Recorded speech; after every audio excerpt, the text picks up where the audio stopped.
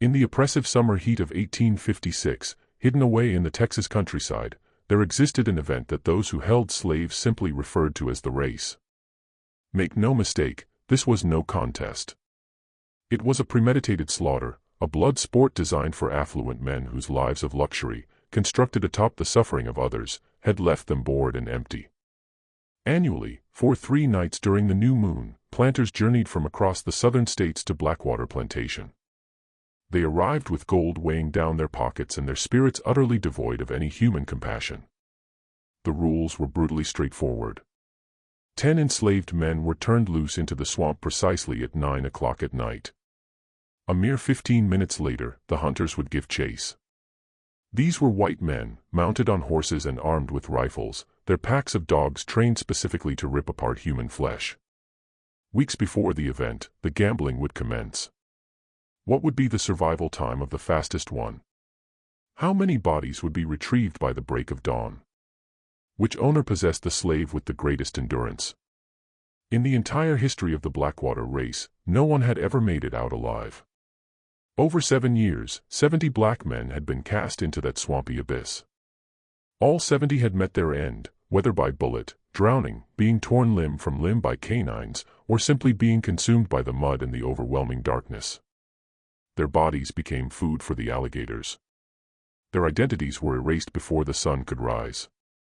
And the following morning, as house slaves scrubbed the blood from their masters' boots, daily life on the plantations would resume as if the nightmare had never occurred. But the 8th year brought a shift. Among the 10 men held in chains within the yard of Blackwater Plantation that June night, there was one the other enslaved people called Abel. His back was a canvas of scars from 200 lashes. His eyes had been forced to witness his wife and children being sold off to faraway plantations. His hands knew only relentless labor and agony, but his mind had been actively working for months, conceiving something that no slave owner could possibly fathom. As the white men indulged in imported whiskey and tallied their piles of gold coins by lantern light, as they readied their weapons and fed their dogs raw meat to heighten their aggression, Abel looked at the 9 other men beside him. They returned his gaze with understanding, for they all knew that this night would be unlike any other. This night, the hunters would find themselves becoming the hunted. Before we proceed with this incredible story, let me know which city you're watching from. Also, be sure to hit that subscribe button so you won't miss any of the upcoming tales. Now, let's get back to it. The Blackwater Plantation was a vast expanse covering 3,000 acres of the East Texas wilderness. It was a landscape where pine forests gradually surrendered to cypress swamps, a land where the murky waters seemed to guard deep, dark secrets. Colonel James Whitmore had inherited the estate, along with 147 human beings he regarded as mere livestock, from his father. However, the colonel had become weary of the cotton and tobacco trade. His desires craved something more thrilling than simple profit margins and harvest reports. This boredom was the genesis of the race. The very first year, 1849, it was almost a spontaneous event, born from a drunken wager between Whitmore and 3 neighboring planters about whose slaves could navigate the swamp most quickly. By the second year, news of the event had proliferated throughout the South. Wealthy individuals journeyed from as far away as Charleston and New Orleans, bringing their finest horses, their most lethal weapons, and their most expendable human property. The affair became a legend whispered within the shadowy circles of the plantation elite. It was discussed in gentlemen's clubs over cigars and brandy, yet never mentioned in polite conversation or within earshot of northern abolitionists. The swamp itself was ideally suited for the purpose. Spanning 2 miles in depth and 3 miles in width, it was a maze of dark water, protruding cypress knees, hidden quicksand, and various predators, both reptile and insect. A person could vanish there and never be found, as many had. However, while Colonel Whitmore believed he had complete control over his twisted game, he had overlooked one critical factor. He operated under the assumption that the men he forced into that swamp were broken, defeated, and too terrified and exhausted to conceive of anything beyond their immediate survival. It never occurred to him that they could formulate a plan. He never considered they might be capable of communication. He never dreamed they could organize themselves. And he certainly never suspected that his own house slaves, the very ones he trusted to serve his meals and polish his boots, were involved in a conspiracy. 3 months prior to the 8th annual race, Abel had been purchased for $800 and brought to Blackwater Plantation. He had arrived in chains, his body gone from weeks spent on the auction circuit, his spirit presumed crushed by the loss of his family. Colonel Whitmore thought he had secured a bargain, a prime field hand for nearly half the standard price of $1,500 for a healthy male slave in his late 20s. Abel's history as a troublemaker had drastically reduced his value. At his former plantation in Louisiana, he had made 2 previous attempts to escape. Both times he was apprehended and punished with 100 lashes each, leaving his back crisscrossed with scars, a brutal map of his resistance and defiance. What the colonel remained unaware of was that Abel had gained valuable insight from those failed escape attempts. He had learned the virtue of patience. He had learned to observe quietly, to listen intently, and to gather intelligence while projecting an image of defeat. Most importantly, he had learned that freedom achieved in isolation was not true freedom at all. Not when it meant leaving brothers and sisters still in chains. Not when your own liberation was purchased at the cost of continued suffering for those who had aided you, sheltered you, and kept your secrets. On his 3rd day at Blackwater, while laboring in the cotton fields beneath the brutal June sun that made the air feel as thick as honey, Abel overheard 2 overseers talking about the race. They spoke casually, laughing about the previous year's event, about how the betting pool had swelled to $20,000 in gold coin and banknotes. They chuckled about how one man had managed to cover nearly a mile before the dogs caught him and savaged his legs. They found it hilariously amusing how another had tried to conceal himself underwater within a hollow cypress tree, only to drown by staying submerged too long. The overseers were immensely entertained, slapping their thighs and wiping away tears of laughter. They mentioned that Colonel Whitmore himself had won $4,000 by betting that no slave would survive past midnight, proving once again the colonel's intimate knowledge of his own property. Abel remained silent.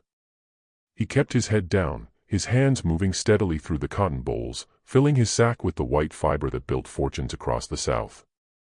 But his mind was racing, calculating, and committing every word to memory. That evening, within the slave quarters, a collection of crude wooden shacks behind the main house where the enslaved population lived in conditions barely suitable for animals, Abel sat quietly. The other men and women consumed their meager portions of cornmeal and salt pork, rations carefully calculated to provide just enough sustenance to keep them working, yet never enough to quell the constant, gnawing hunger. He paid close attention to their conversations, learning their names, their relationships, and the unspoken social structure that existed beneath the surface of plantation life. There was Samuel, a powerfully built man who served as the plantation's blacksmith, valued at no less than $2,000 due to his specialized metalworking and repair skills. There was Moses, quick-witted and agile, who tended to the colonel's horses, including a thoroughbred stallion worth $3,000 that had been brought from Kentucky. There was Isaiah, who had been at Blackwater longer than anyone, enduring 15 years of unbroken servitude that had left him gaunt but highly observant, his value diminished to perhaps $500 due to his age and visible exhaustion. There was Caleb, young and strong at 22, purchased just months earlier from an Alabama plantation for $1,200, his youth and strength making him ideal for the most demanding field work. There was Ruth, a house slave who cleaned the colonel's study and overheard conversations the white men assumed were private. Her value was set at $1,000, despite her ability to read and write, a skill she kept meticulously hidden because literacy in a slave was deemed extremely dangerous. Abel observed them all with great care. During those initial weeks, he spoke little, establishing himself as quiet and compliant, careful never to attract attention. He worked diligently, never complained, never made direct eye contact with white men, and performed every task with mechanical efficiency. The overseers began to relax around him, convinced that the whippings at his previous plantation had finally extinguished whatever defiant spirit he once possessed. Their close watch on him ceased, and their checks became less frequent.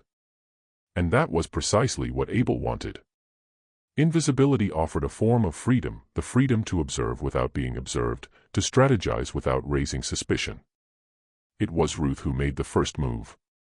She appeared at his cabin on a moonless night, 2 weeks after his arrival, moving silently through the darkness like a specter. Abel had been lying on his rough straw mattress, staring at the ceiling through the gaps in the wooden planks, when her shadow materialized in his doorway. The cabin was barely 10 feet square, with walls that didn't quite meet the roof and a dirt floor that turned to mud when it rained. 6 men slept there, packed tightly together. But that night, Abel was alone because the others were working a night shift in the sugar house. "You're planning something, aren't you?" she whispered. It was less a question and more a statement of certainty. Abel remained motionless, uncertain if this was a trap. House slaves would sometimes inform the master in exchange for small privileges, an extra piece of meat, a warmer blanket, a day without labor. The masters called them good slaves and rewarded their betrayals, while the other enslaved people had a different name for them entirely. Ruth seemed to perceive his thoughts. "I'm no informer. I've been here 6 years. I've witnessed 3 races. I've seen 30 men go into that swamp. 30 men who never returned. One of them was my brother. His name was Daniel. He was 16 years old. The dogs got him within the first hour. I could hear his screams from the main house, where I was serving brandy to the men who were betting on how long he'd last." Abel slowly sat up in the faint starlight filtering through the gaps in the cabin walls. He could now clearly see her face, the hatred burning in her eyes like embers, the same hatred he carried like a permanent weight in his own chest. "I heard the overseers talking about you," Ruth continued, her voice barely audible even in the profound silence. "Said you tried to escape twice before at that Louisiana plantation. Said you took 100 lashes each time and didn't cry out, didn't beg, didn't break. Said you're either the bravest fool they've ever seen or the most dangerous man. I think you're dangerous, and I think you're planning something for the race." Abel studied her for a long moment, weighing the risk. Then he gave a single, slow nod, committing himself to trust, because without trust, there could be no plan, no resistance, no possibility. "The colonel keeps his guns in a cabinet in his study," Ruth said quickly, as if she had been waiting months to share this intelligence. 6 rifles, 4 pistols, all loaded and ready. The key is on a hook behind his desk, right next to his father's portrait. Every night after dinner, he drinks a bottle of bourbon, sometimes 2 if he's had a good day. By 10 o'clock, he can barely walk straight. The overseers play cards in the barn until midnight, drinking corn whiskey and betting pocket money. There are 12 dogs in the kennel, but only one handler sleeps nearby, in a small room attached to it. He's deaf in his left ear from a hunting accident 5 years ago. Abel felt something stir in his chest, a sensation he hadn't experienced in years. Hope. That dangerous, treacherous hope that could get you killed if you clung to it too tightly. Yet, it was also the only thing that made survival worthwhile. "How many others know?" he asked quietly. "Samuel knows. Moses knows. Isaiah has been talking about it for years. But he never had anyone willing to lead. No one crazy enough to try. There are others too, people who work in the house, people who move around the property. Maybe 10 or 12 people total who would help if they thought there was a real chance. We've been waiting for someone like you." Over the ensuing weeks, Abel moved cautiously through the plantation, making contact with each person Ruth had named. Their meetings were in small groups, never more than 3 at a time, always in different locations to avoid establishing a pattern that might be detected. They met in the blacksmith shop, where the ring of hammer on anvil masked their whispered conversations. They met in the tobacco drying barn, where the thick leaves absorbed sound and created pockets of deep shadow. They met in the cistern behind the kitchen, where the splash of drawn water concealed their voices. Each encounter was brief and purposeful, dedicated to gathering information and building trust. Samuel, the blacksmith, became indispensable to their scheme. Despite his size, he was a thoughtful man who had spent years working with metal and fire, understanding how things could be molded and changed. He began to set aside pieces of scrap iron, secretly shaping them into crude but effective weapons, a blade attached to a wooden handle capable of piercing flesh, a spike that could be driven through bone, lengths of chain that could be used for strangulation or binding. He worked slowly and carefully, never taking so much material that it would be missed, never crafting the weapons when anyone was watching. Over 8 weeks, he accumulated enough weaponry for 10 men, hiding them in 3 separate locations around the property, buried in oilcloth to prevent rust and placed where they could be retrieved swiftly when needed.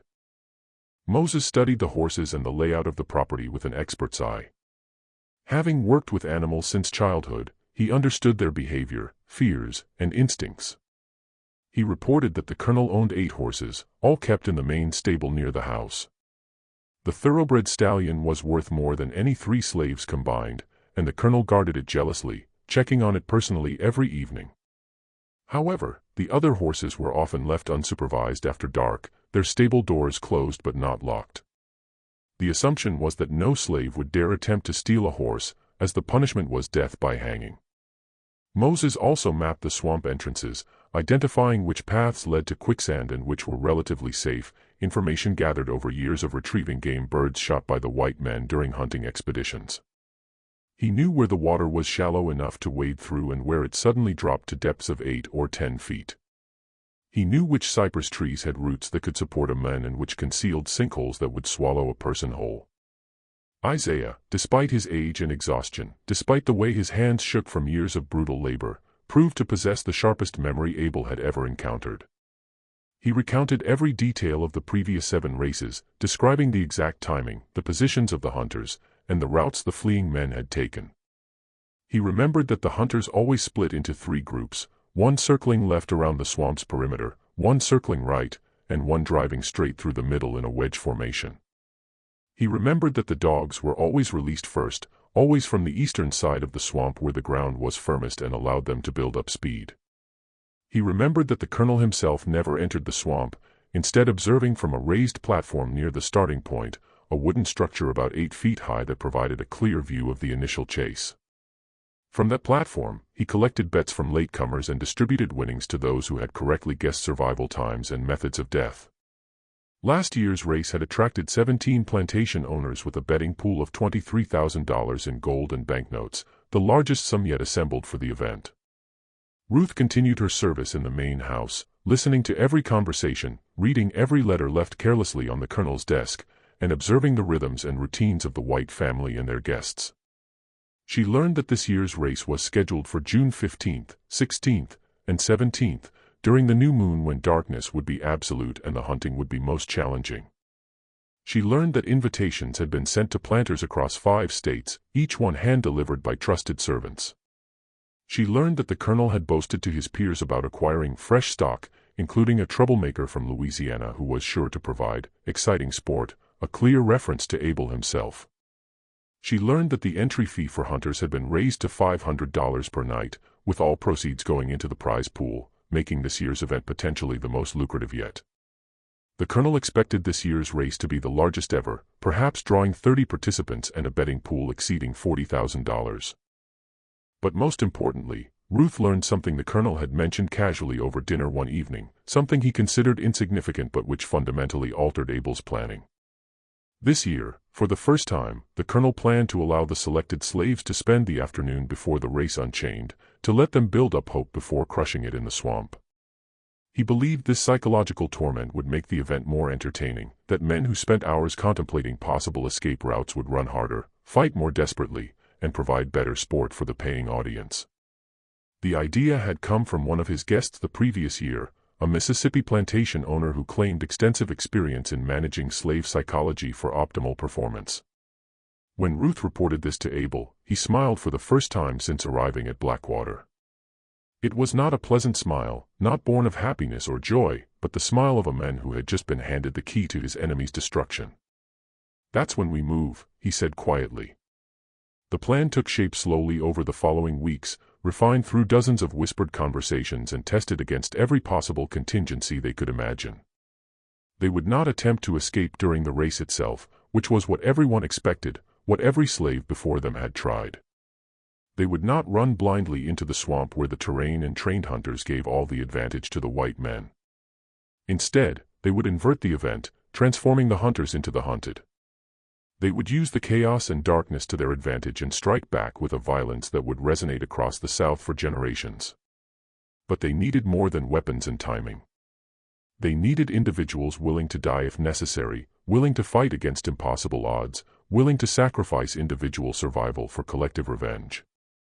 They needed men who had reached the point where death held no terror because life had become indistinguishable from death, where the only remaining choice was between dying like an animal or dying like a warrior. Abel approached each candidate personally, usually late at night and always in private. Caleb was the first. The young man from Alabama had been selected for the race, chosen for his youth and strength, qualities the colonel believed would make for exciting sport, a man who would run fast and far before being brought down. When Abel told him the plan in complete detail, holding nothing back, Caleb's eyes widened with a mixture of fear and something else, something that looked almost like hunger. "You're talking about killing white men?" Caleb whispered, the words barely forming on his lips. "They'll hunt us forever. They'll kill everyone on this plantation. They'll make an example that'll be remembered for 100 years. They're going to kill us anyway," Abel replied calmly, stating it as simple fact. "You've been selected for the race. You understand what that means. You have maybe one chance in 100 of seeing the sunrise, and that's if you're lucky. Most men don't last 2 hours. The record is 3 hours and 40 minutes, set 3 years ago by a man named Joshua. He made it almost to the western edge before the dogs cornered him against a ravine. They say he fought the dogs with his bare hands for 15 minutes before a hunter shot him in the head. That's the best anyone has ever done. 3 hours and 40 minutes of terror before dying. Is that the death you want?" Caleb was silent for a long moment, his hands trembling slightly. Then he nodded slowly. "I'd rather die fighting than die running. I'd rather take some of them with me than just be their sport." Abel found similar resolve in the others. There was Thomas, a field hand who had watched his wife sold away 3 years earlier. Her price of $900 was used to pay the colonel's gambling debts after a bad night of cards in New Orleans. Thomas had tried to buy her freedom, had begged the colonel to sell him instead, had offered to work double shifts for the rest of his life. The colonel had laughed in his face and sold the woman to a brothel in Mobile. There was Benjamin, who bore scars on his arms from a punishment that had involved holding hot coals for talking back to an overseer, a torture that had permanently damaged his hands, reducing his value but not his hatred. There was Elijah, whose son had been beaten to death at age 12 for stealing an apple from the colonel's orchard. His small body was valued at nothing in the plantation ledgers, his murder recorded simply as disposed of damaged property, with no further explanation or consequence. There was Marcus, who had been separated from his mother at age 8 and sold at auction in Charleston for $400, who could still remember her screaming his name as he was loaded onto a wagon. There was Joseph, purchased just a year ago for $1,000 after his previous owner went bankrupt, who had been a house slave at a relatively comfortable plantation before being sold to the brutal conditions of Blackwater. Each man had a story written in scars and loss. Each man had reached the point where death held no more terror than life. Each man was ready. By late May, they had 10 men committed to the plan. They had weapons hidden in 3 separate locations around the property. They had detailed knowledge of the swamp, the timing of patrols, and the habits of the overseers. They had Ruth and 3 other house slaves ready to help from inside the main house, to drug food if needed, to unlock doors, to create distractions. They had Moses ready to handle the horses, to scatter them at the critical moment. They had Samuel ready to break the locks on the ammunition storage if the opportunity presented itself. What they didn't have was any guarantee the plan would work. There were too many variables, too many things that could go wrong. A single betrayal would doom them all to torture and execution. A single mistake, one moment of hesitation or panic, could unravel everything. The margin between success and catastrophic failure was razor-thin. Abel lay awake at night reviewing every detail, searching for weaknesses, playing out scenarios in his mind. The weight of responsibility pressed on him like a physical thing, like carrying another person on his back. These men were trusting him with their lives, their families, and the other slaves on the plantation. Everyone was at risk. If he failed, if the plan collapsed, the repercussions would be measured in blood and screaming. The colonel would make examples that would be talked about for decades. Public torture and execution designed to crush any thought of resistance anywhere in the South. But if he succeeded, if they actually pulled this off, they would strike a blow that would echo far beyond Blackwater Plantation. They would prove that enslaved people could fight back, could organize, could defeat their oppressors despite overwhelming odds. They would create a story that would spread from plantation to plantation, whispered in fields and cabins, sung in coded spirituals, carrying a message of resistance and hope to thousands of people who lived without either. On June 1st, Colonel Whitmore made his official selections for the race. He gathered all the male slaves in the main yard, walking among them like a man choosing livestock at market, examining muscles and teeth, asking questions about stamina and speed. He selected 10 men, calling out their names one by one with casual authority: Abel, Caleb, Thomas, Benjamin, Elijah, Marcus, Joseph, and 3 others who were not part of the conspiracy, who knew nothing about the plan: Simon, David, and Jacob. Abel's heart sank like a stone in water. 3 men who knew nothing. 3 men who would panic when the plan unfolded. 3 men who could ruin everything through ignorance or fear or simple bad luck. That evening he approached them separately, taking an enormous risk. Simon was 35, a quiet man who had been at Blackwater for 8 years, who kept to himself and rarely spoke. David was 42, missing 2 fingers on his left hand from an accident in the lumber mill where a saw had caught his hand, an injury that had reduced his value by $300. Jacob was barely 19, newly purchased for $1,100 from a plantation in Mississippi, still raw from being torn away from his mother just weeks earlier. Abel told them everything. He laid out the entire plan, the weapons, the timing, the coordinated attack, the risks. He explained that they had 2 choices: join the conspiracy and have a chance at freedom and revenge, or run blindly into the swamp and die like the 70 men before them, their death serving as entertainment for wealthy men who would forget their names before breakfast. Simon listened carefully, his face revealing nothing. Then he asked a single question in a voice steady as iron. "You really think we can kill them all?" "No," Abel answered honestly, because lies would help no one now. "I think some of us will die. Maybe most of us, maybe all of us. But I'd rather die trying to take them with me than die running like an animal while they place bets on how long I last." Simon thought for a moment, weighing possibilities. Then he extended his hand. "I'm in. Been waiting 8 years for a chance like this." David was harder to convince. He was older, more cautious, worn down by years of brutality that had taught him the futility of resistance. "Even if we kill everyone here," he said slowly, "they'll send the army. They'll send bounty hunters. They'll track us to Mexico if they have to. They'll make it a national cause. Proof that slaves can't be trusted. Justification for even worse treatment everywhere." "Maybe," Abel agreed. "Probably. But at least we'll die as men, not as property. At least we'll make them pay a price. At least somewhere, some other slaves will hear about what we did and know it's possible." David stared at his mutilated hand, the 2 missing fingers a permanent reminder of how little white men cared about black bodies, how easily they discarded and damaged human beings in pursuit of profit. Finally, he nodded. "All right, I'm in. Got nothing left to lose anyway." Jacob was the biggest risk. He was young, scared, still harboring illusions that compliance might earn mercy, that being a good slave might result in decent treatment. But he was also angry, still raw from being torn from his mother and sold like cattle. Abel gambled on that anger, on the freshness of his wounds. "They paid $1,100 for you," Abel told him quietly. "You know what that means. You're expensive property, valuable prime stock. But the moment you step into that swamp, you stop being valuable. You become entertainment. They're going to shoot you for fun like you're a deer or a rabbit. Your mother sold you, thinking at least you'd live, at least you'd survive, even if she never saw you again. You want to prove her wrong. You want to die for their amusement 3 weeks after she said goodbye." Tears rolled down Jacob's face, but his jaw was set. "What do I have to do?" Now they were 13, 10 who had planned for months, and 3 who had been forced to adapt instantly. It wasn't ideal, but it would have to be enough. The final 2 weeks passed in agonizing slowness. Each day stretched out endlessly, the plantation buzzing with preparation for the race.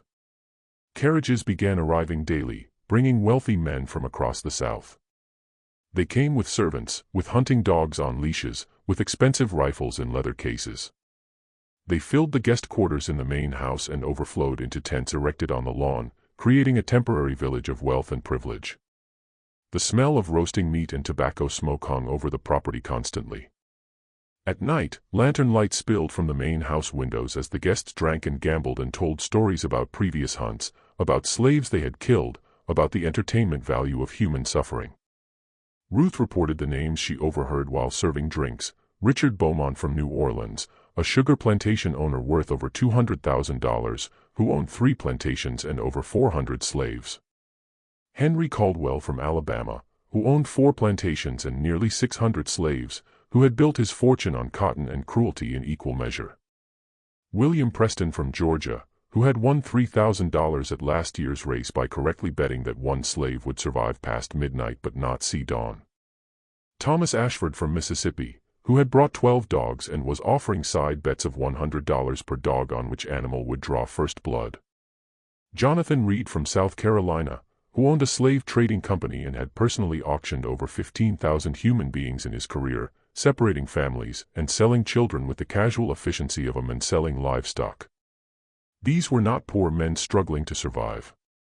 These were not desperate men driven by need. These were the wealthiest, most powerful members of Southern society.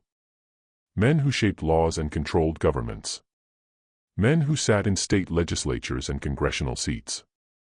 Men who considered themselves the pinnacle of civilization while organizing hunts of human beings for entertainment. They saw no contradiction in attending church on Sunday and betting on how long a man could survive being hunted on Saturday. The betting pool grew larger than any previous year. By June 14th, it had reached $52,000 in gold coins, banknotes, and promissory notes from banks across the South. The colonel displayed it in leather bags on a special table in the main house, arranged like trophies for all the guests to admire. $52,000, more money than any slave would see in 10 lifetimes of labor, more money than most white men would earn in 20 years of work. All of it wagered on human suffering. The slaves working in the main house reported that the guests were particularly excited this year.